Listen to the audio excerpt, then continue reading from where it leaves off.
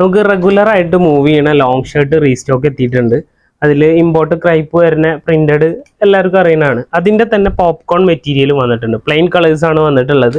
ഇതൊരു 40 inches length വരുന്നുണ്ട്. Up and down ആണ് വരുന്നത് മോഡൽ. അതേപോലെ തന്നെ ഫീഡിങ് ഫ്രണ്ട്ലി ആണ്. ബട്ടൺ വരുന്നുണ്ട്, അതെല്ലാം ഓപ്പൺ ആണ്. ഇത് സൈസ് വരുന്നത് ഒരു XL, XXL ആണ് സൈസ് വരുന്നത്.